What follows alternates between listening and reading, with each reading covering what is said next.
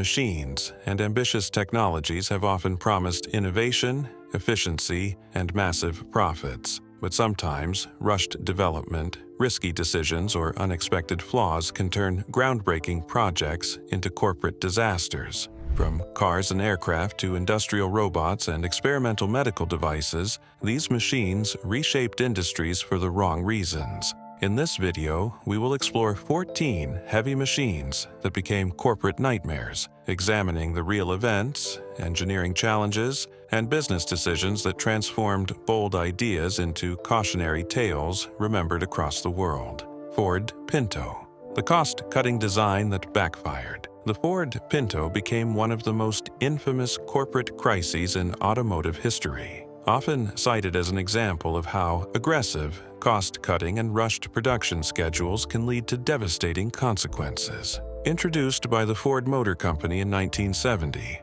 the Pinto was designed to compete with small, fuel-efficient imports that were rapidly gaining popularity in the United States. Company leadership pushed engineers to meet an unusually tight development deadline of about 25 months, far shorter than the typical timeline for a new vehicle. The result was a compact car that reached the market quickly, but carried serious safety risks that would later trigger lawsuits, recalls, and long-lasting damage to Ford's reputation. One of the central issues involved the placement of the fuel tank behind the rear axle, a design that made the car vulnerable to fuel leaks and fires during rear-end collisions. Internal documents revealed that engineers had raised concerns about the risk during development, but management prioritized keeping the vehicle lightweight and inexpensive. As accidents began to occur throughout the early 1970s, reports surfaced of Pintos catching fire after relatively low-speed impacts, drawing attention from regulators and consumer safety advocates. In 1977, a major investigation by the National Highway Traffic Safety Administration intensified public scrutiny, leading to widespread media coverage and growing criticism of Ford's decision-making. The controversy escalated when a memo became public, suggesting that the company had performed a cost-benefit analysis comparing the expense of fixing the fuel tank design with potential legal payouts. Although Ford disputed the interpretation of the document, it fueled public outrage and contributed to the perception that corporate profits had been placed above consumer safety. Lawsuits followed, including a high-profile criminal case in Indiana that accused the company of reckless conduct. While Ford was ultimately acquitted, the trial highlighted the ethical challenges facing manufacturers operating under intense competitive pressure. In 1978, Ford issued a massive recall affecting more than 1.5 million vehicles to address fuel system concerns. The Pinto's legacy extended far beyond the automotive industry, influencing new safety regulations, stricter engineering review processes, and broader discussions about corporate accountability. Today, the Pinto is often used in business ethics courses as a case study in risk management and decision-making. Although the car initially represented innovation in affordable transportation, the crisis that followed demonstrated how design compromises and rushed timelines can transform a commercial success into a long-term corporate nightmare. Boeing 737. MAX, the crisis that grounded an aviation giant, the Boeing 737. MAX crisis stands as one of the most significant corporate and engineering challenges faced by the aviation industry in the 21st century. Introduced as the latest evolution of Boeing's long-running 737 family, the aircraft was designed to compete with Airbus's fuel-efficient A320neo by offering improved performance and lower operating costs. Development accelerated during the early 2000s, as airlines demanded faster delivery schedules, leading Boeing to modify the existing 737 platform rather than create an entirely new aircraft. The MAX entered commercial service in 2017, but within 2 years, it became the center of a global safety controversy that reshaped the company's future. The crisis began with the crash of Lion Air Flight 610 in October 2018, followed by Ethiopian Airlines Flight 302 in March 2019.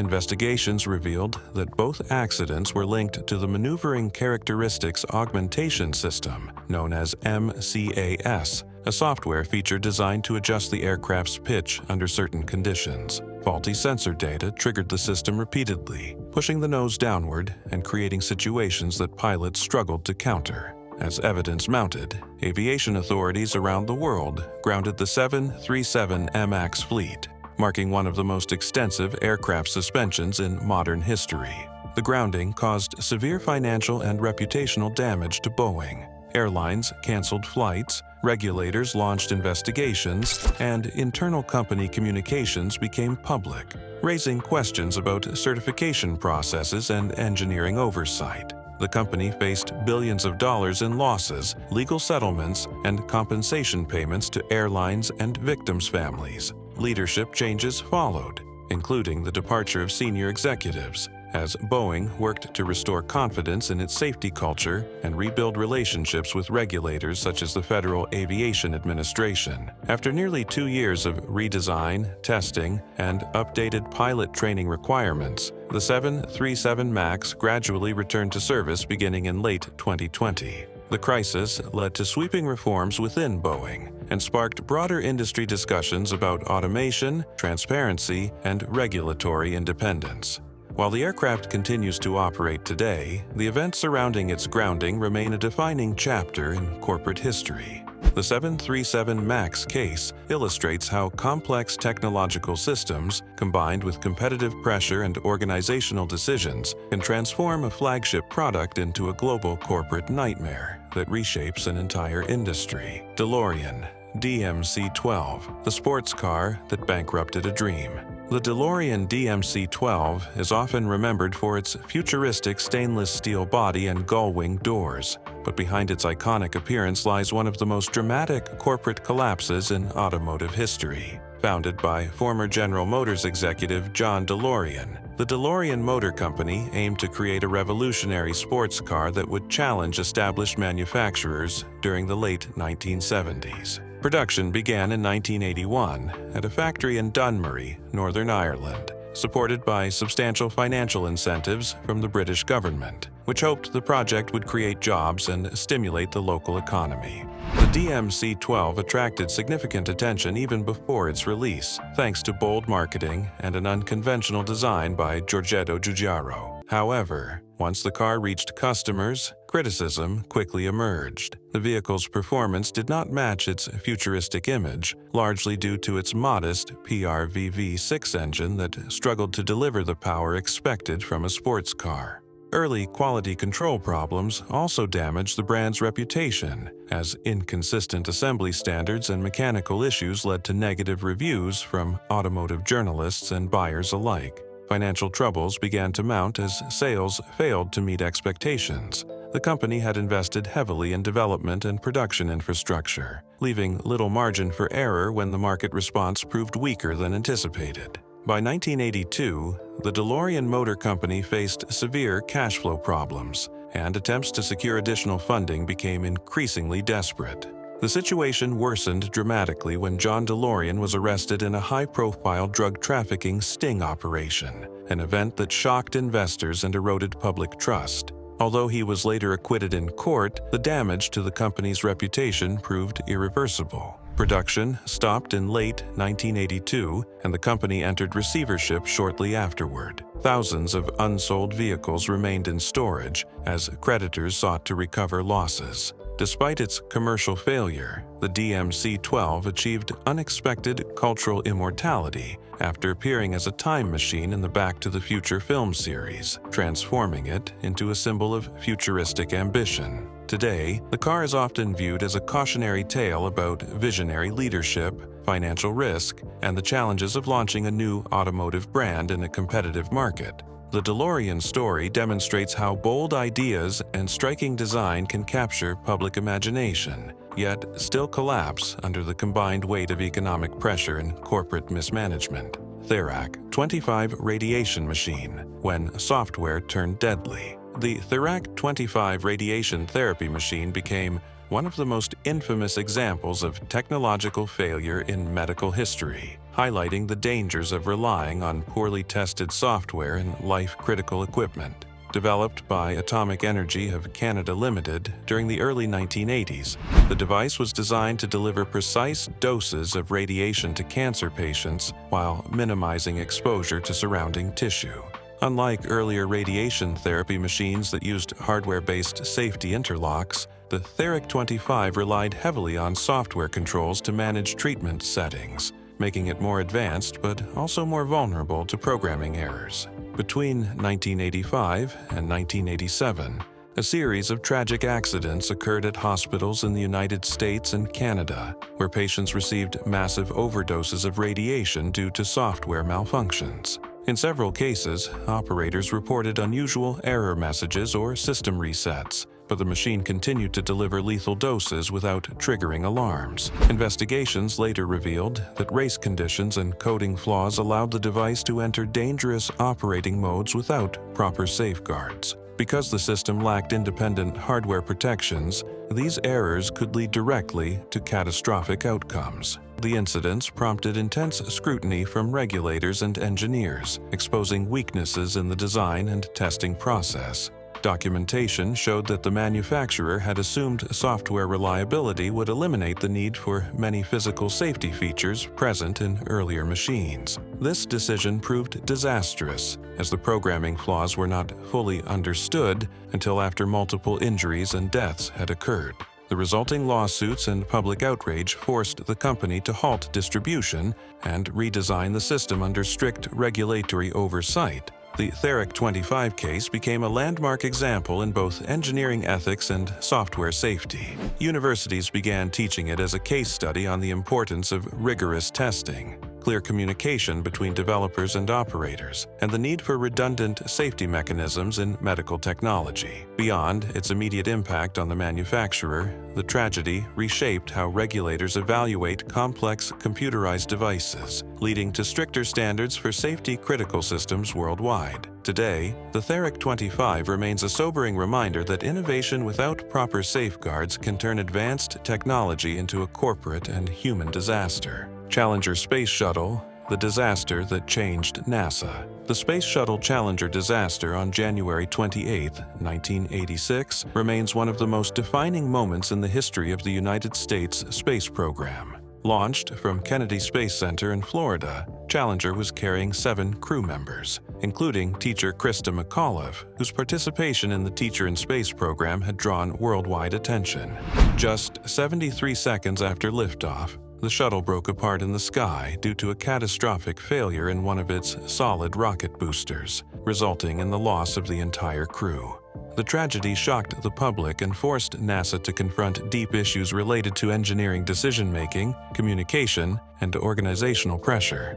Investigations led by the Rogers Commission revealed that the primary cause of the accident was the failure of rubber O-ring seals in the booster joints, which became brittle in unusually cold launch conditions. Engineers from contractor Morton Thiokol had expressed concerns about the temperature risks before the launch, but management ultimately approved the mission after internal discussions. The Commission's findings highlighted a breakdown in communication between engineers and decision-makers, as well as a growing culture of normalization of risk within NASA's operations during the shuttle program. The aftermath of the disaster brought sweeping changes. Shuttle flights were suspended for nearly 3 years, while engineers redesigned booster components and implemented new safety procedures. NASA introduced stricter review processes, improved testing standards, and restructured its management approach to encourage open communication about technical concerns. Public confidence in the space program had been shaken, but the reforms aimed to ensure that future missions would prioritize safety over schedule pressure. Challenger's legacy extended far beyond the immediate technical fixes. The disaster prompted a broader reevaluation of how complex organizations manage risk and accountability. Educational programs and documentaries later examined the event as a case study in engineering ethics, demonstrating how small design vulnerabilities can lead to catastrophic consequences when combined with institutional pressure. When the shuttle program resumed in 1988, it did so under a new framework that emphasized caution and transparency. Today, Challenger is remembered not only for the lives lost, but also for the lessons it brought to the aerospace industry. Memorials and educational initiatives continue to honor the crew while reminding future generations of engineers and leaders about the importance of listening to technical expertise. The disaster reshaped NASA's culture and remains a powerful example of how one tragic mission can transform an entire organization's approach to safety and decision-making. Deepwater Horizon rig, the oil platform that triggered a crisis. The Deepwater Horizon drilling rig disaster in April 2010 became one of the most devastating industrial accidents in modern history, triggering a massive environmental crisis and exposing serious corporate failures within the offshore oil industry. Operated by Transocean and leased by BP, the semi-submersible rig was drilling the Macondo well in the Gulf of Mexico when a series of technical and procedural failures led to a catastrophic blowout. On April 20, 2010, an explosion tore through the platform, killing 11 workers and igniting a fire that burned for 2 days before the rig sank beneath the ocean's surface. Investigations revealed that a combination of faulty cementing work, misinterpreted pressure test results, and equipment failures allowed highly pressurized oil and gas to escape from the well. The blowout preventer, a critical safety device designed to seal the well during emergencies, failed to operate as intended. As oil continued to flow unchecked into the Gulf, the incident quickly became the largest marine oil spill in United States history, releasing millions of barrels of crude oil and causing widespread ecological damage to coastal ecosystems. The disaster sparked intense public scrutiny of BP and its contractors, raising questions about safety culture, cost-cutting decisions, and regulatory oversight. Congressional hearings and federal investigations examined whether corporate pressure to reduce drilling delays had contributed to risky operational choices. BP faced billions of dollars in cleanup costs, fines, and legal settlements, making the incident one of the most expensive corporate crises ever recorded. The company's reputation suffered severely, and leadership changes followed as the industry worked to restore public trust. In the years after the spill, new regulations were introduced to strengthen offshore drilling safety standards and improve emergency response planning. Advances in well monitoring technology and stricter inspection procedures are aimed at preventing similar accidents in the future. The Deepwater Horizon disaster also influenced public perception of fossil fuel extraction, fueling debates about environmental responsibility and the risks associated with deepwater drilling. Today, the remains of the rig rest on the ocean floor, serving as a reminder of the consequences that can arise when technical complexity, human error, and corporate decision-making intersect. The crisis reshaped the offshore energy industry and demonstrated how a single failure can trigger global economic, environmental, and reputational consequences for even the largest corporations. Tacoma Narrows Bridge, the collapse that shocked engineers. The Tacoma Narrows Bridge collapse on November 7, 1940, became one of the most famous engineering failures in history, showing how aerodynamic forces can affect large structures in unexpected ways. Built in Washington state to connect communities across the Tacoma Narrows Strait, the suspension bridge featured a narrow, lightweight design intended to reduce construction costs during a period of economic pressure. Even before completion, its unusual movement in strong winds earned it the nickname Galloping Gertie, hinting at stability problems that engineers did not fully understand at the time. After opening in July 1940, drivers quickly noticed vertical bouncing and twisting motions whenever winds passed through the area. At first, these movements were considered harmless, but they revealed that the bridge lacked the stiffness needed to resist aerodynamic forces. On the day of the collapse, steady winds of about 65 kilometers per hour triggered violent twisting across the roadway. Dramatic film footage captured the deck bending and swaying in large waves before sections of the structure finally tore apart and fell into the water below. Although no people were killed, a dog trapped inside a car became one of the most remembered details of the disaster. Engineers around the world were shocked by the failure, which was later linked to aerodynamic flutter, a phenomenon where wind-driven vibrations increase instead of fading away. Before Tacoma Narrows, many bridge designs focused mainly on weight and traffic loads, often overlooking the dynamic interaction between wind and flexible materials. The collapse forced a major shift in engineering practices, leading to the widespread use of wind tunnel testing, improved aerodynamic modeling, and stricter design standards for long-span bridges. The bridge's thin deck, chosen to keep costs low, became a symbol of the risks involved in balancing innovation with structural safety. After the disaster, engineers adopted stronger support systems and more detailed environmental analysis when designing new bridges. A replacement span opened in 1950 with a far more stable structure that reflected these lessons. Today, the Tacoma Narrows collapse remains a powerful case study, reminding engineers that bold designs must always be tested against real-world forces to prevent catastrophic failure. Fyre Festival stage build, the logistics failure that went viral. The Fyre Festival stage build became one of the most notorious examples of logistical mismanagement in modern event planning, transforming what was advertised as a luxury music festival into a global corporate scandal. Announced in 2016 by entrepreneur Billy McFarland and rapper Ja Rule, the event promised an exclusive island experience in the Bahamas featuring high-end accommodations, gourmet food, and performances from major artists. Promotional campaigns relied heavily on social media influencers, creating massive hype and attracting thousands of ticket buyers willing to pay premium prices for what was marketed as a once-in-a-lifetime event. Behind the scenes, however, the infrastructure required to support such an ambitious project was far from complete. Organizers struggled to secure basic necessities such as housing, transportation, and stage construction as deadlines approached. The site itself lacked adequate planning, and construction crews faced unrealistic timelines with limited resources.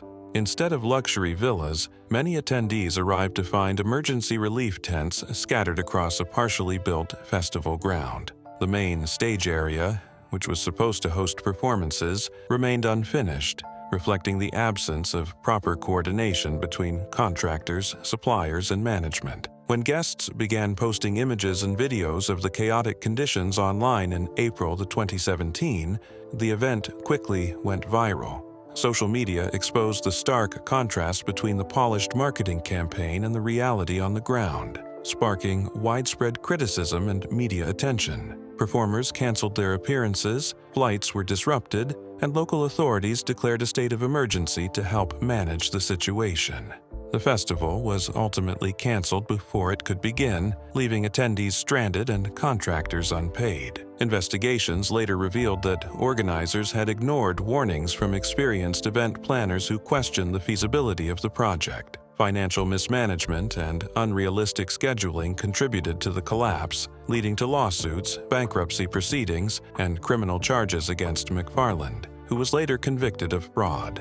The incident became a symbol of how aggressive marketing and influencer culture can create expectations that far exceed operational reality. Today, the Fyre Festival serves as a cautionary tale for businesses operating in the digital age. It demonstrates how logistics, infrastructure, and transparent communication are essential for large-scale projects, regardless of how powerful the promotional campaign may be. The unfinished stage and abandoned site remain lasting reminders of how quickly a highly anticipated venture can transform into a corporate nightmare when planning fails to match ambition.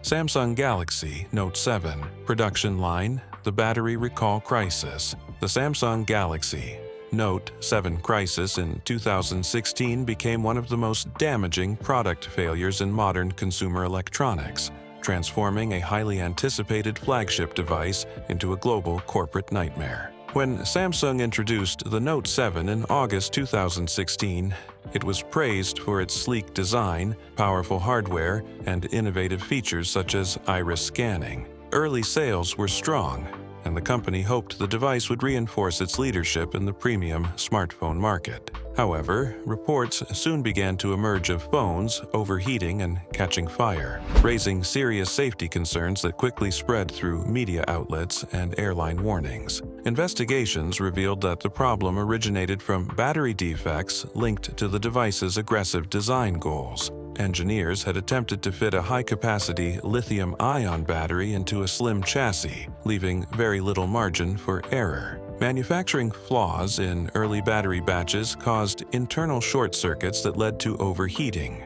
Samsung initially announced a voluntary recall in September 2016, replacing affected devices with new units believed to be safe. Yet, replacement phones began to experience similar incidents, forcing the company to take the unprecedented step of permanently discontinuing the product just weeks after launch. The recall affected millions of devices worldwide and cost Samsung billions of dollars in lost revenue, logistics expenses, and legal settlements. Airlines banned the phone from flights, regulators issued safety warnings, and the company faced intense scrutiny over its quality control processes. Samsung responded by implementing an extensive internal investigation, eventually identifying multiple issues in battery design, testing procedures, and supply chain coordination. The company introduced a new 8-point battery safety check system and reorganized its engineering review process to prevent similar failures in the future. Beyond the financial impact, the crisis reshaped public perception of product safety in the smartphone industry. Competitors used the opportunity to highlight their own reliability,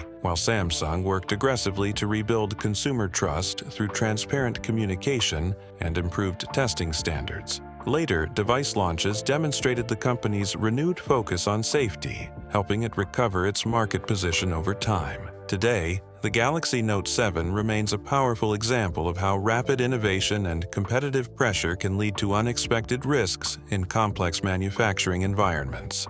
The incident showed that even industry leaders can face severe consequences when design ambition outpaces engineering safeguards. The recall crisis continues to be studied in business schools and engineering programs as a lesson in quality assurance, risk management, and the importance of balancing performance goals with product safety. Foxconn Automation. Robots, the manufacturing gamble that failed. Foxconn, one of the world's largest electronics manufacturers, launched an ambitious plan in the early 2000s to introduce large-scale factory automation through the deployment of industrial robots, often referred to as Foxbots. The initiative aimed to reduce labor costs, improve efficiency, and address criticism related to harsh working conditions in massive assembly facilities. Company leadership announced plans to deploy hundreds of thousands of robots across production lines, signaling a major shift toward automated manufacturing in the consumer electronics industry. The strategy initially appeared promising. Automation promised faster production speeds, consistent quality, and reduced dependence on manual labor during peak manufacturing cycles. Foxconn invested heavily in robotic systems capable of handling repetitive tasks such as component assembly, polishing, and packaging.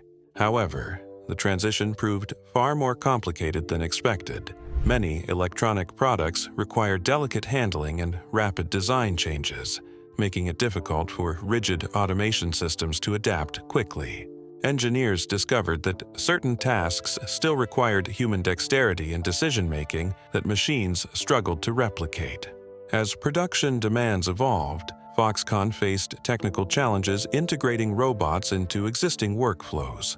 Maintenance costs rose, programming errors slowed assembly lines, and the anticipated reduction in labor expenses did not fully materialize. Some automated systems required constant recalibration, and factories had to retain large human workforces to supervise and correct robotic operations. Instead of replacing workers entirely, automation became an expensive supplement rather than a complete solution. The manufacturing gamble drew attention from analysts who questioned whether the company had moved too quickly toward full automation without fully understanding the complexity of consumer electronics assembly. While Foxconn continued to use robotics in specific areas, the grand vision of massive robot-driven factories was scaled back. The experience highlighted the limitations of automation when applied to highly customized, fast-changing production environments. Despite the setbacks, the initiative influenced broader discussions about the future of manufacturing. Companies around the world watched Foxconn's experiment closely,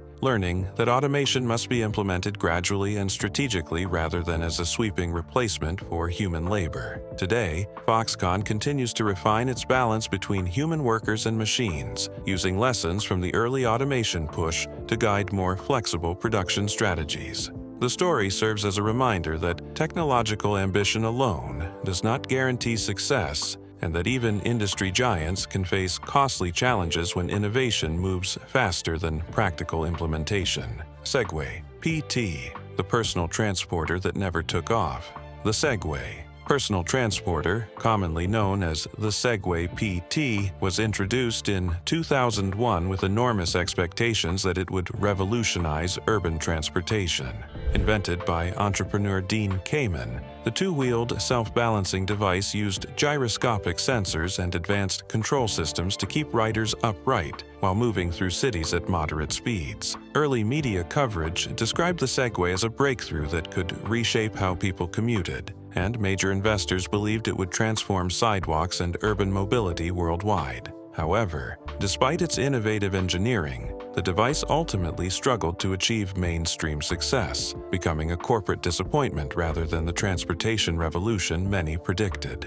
One of the main challenges facing the Segway was its unclear market position. The device was too fast for crowded sidewalks in many cities, yet too slow and vulnerable for busy roadways, creating regulatory confusion. Governments around the world introduced varying rules that limited where the transporter could be used, reducing its practicality for everyday commuters. The high purchase price, often several $1,000s, also discouraged widespread adoption, especially when compared to bicycles or electric scooters that were cheaper and more accessible. While the Segway found niche uses in tourism, law enforcement patrols, and warehouse operations, it never achieved the mass consumer demand originally forecast by its creators. Marketing campaigns struggled to explain why people needed a new form of personal transportation, and many consumers viewed the device as a novelty rather than a necessity. Financial expectations fell short, forcing the company to scale back its ambitions and shift focus toward specialized commercial markets.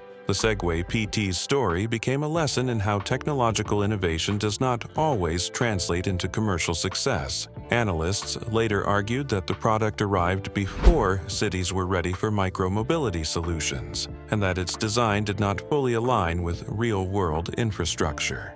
Ironically, years later, electric scooters and compact e-bikes gained popularity by addressing some of the practical limitations that had hindered the Segway. Production of the original Segway PT ended in 2020, closing a chapter that once promised to reshape transportation. Today, the device is remembered as a bold experiment in engineering that captured public imagination but struggled to find a sustainable business model. Its legacy continues to influence discussions about urban mobility, product positioning, and the challenges companies face when introducing technology that is innovative but difficult to integrate into everyday life. Tesla Cybertruck production. Delays, the manufacturing struggle. The Tesla Cybertruck, first unveiled in November 2019, quickly became one of the most talked-about vehicles in the automotive industry due to its angular stainless steel design and ambitious performance claims. Promoted by Tesla CEO Elon Musk as a revolutionary electric pickup,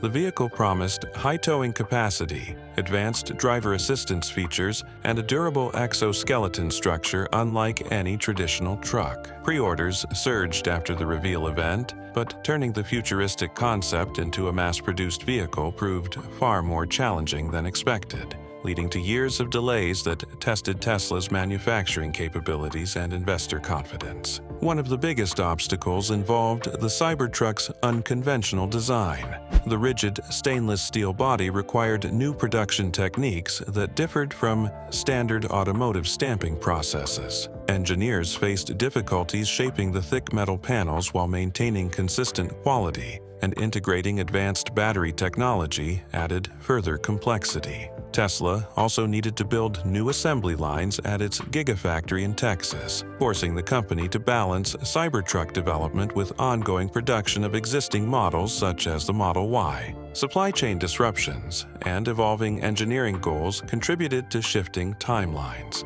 Tesla repeatedly adjusted projected release dates as it refined the vehicle's design to meet safety regulations and performance targets. Analysts noted that the company's decision to push innovation boundaries increased manufacturing risks, especially when combined with the challenges of scaling electric vehicle production globally. Despite strong demand from customers, the delays created uncertainty about whether the Cybertruck could meet its ambitious promises. The extended development process highlighted broader issues faced by companies attempting to disrupt established industries. Tesla's willingness to experiment with radical design choices set it apart from traditional automakers, but it also exposed the company to production bottlenecks and rising costs. Investors closely watched each update, recognizing that the success or failure of the Cybertruck could influence Tesla's position in the competitive electric pickup market.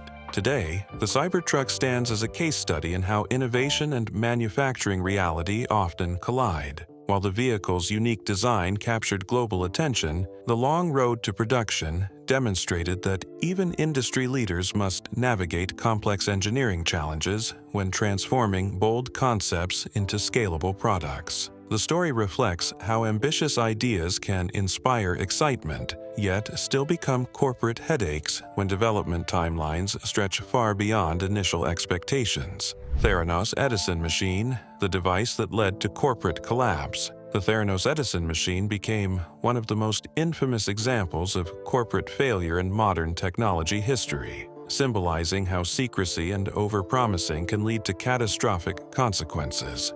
Founded in 2003 by Elizabeth Holmes, Theranos claimed to revolutionize medical testing by developing a compact device capable of running hundreds of diagnostic tests using only a few drops of blood. The Edison machine was promoted as the centerpiece of this vision, attracting massive investment from prominent business leaders and partnerships with major pharmacy chains. At its peak, Theranos was valued at billions of dollars, and the company positioned itself as a breakthrough force in healthcare innovation. Behind the scenes, however, engineers and laboratory workers struggled with serious technical limitations. Reports later revealed that the Edison machine often produced inconsistent or inaccurate results, forcing the company to rely on traditional laboratory equipment for many tests while continuing to promote the new technology publicly. Internal concerns about reliability were allegedly ignored or suppressed, contributing to a growing gap between marketing claims and actual performance. The company's culture of secrecy made it difficult for outsiders to verify whether the technology worked as advertised. In 2015, investigative journalism began to expose problems with the Edison system, leading to regulatory scrutiny from agencies such as the Centers for Medicare and Medicaid Services. Inspections uncovered significant quality control issues and violations of laboratory standards. As more details emerged, investors withdrew support, partnerships collapsed, and the company's valuation rapidly declined.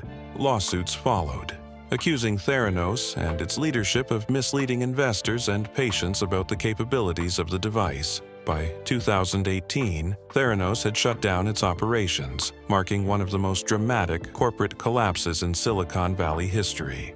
Elizabeth Holmes was later charged with fraud, and the case sparked widespread debate about accountability in the startup ecosystem. The downfall of the Edison machine highlighted the risks associated with combining ambitious technological claims with limited transparency and insufficient scientific validation. Today, the Theranos scandal is often used as a case study in business ethics, healthcare regulation, and investor due diligence. It demonstrated how powerful storytelling and visionary branding can overshadow technical realities, especially in industries where the public may not fully understand complex scientific processes. The story serves as a cautionary reminder that innovation must be supported by rigorous testing, honest communication, and ethical leadership to avoid becoming a corporate nightmare. Airbus A380 program, the giant aircraft that struggled commercially.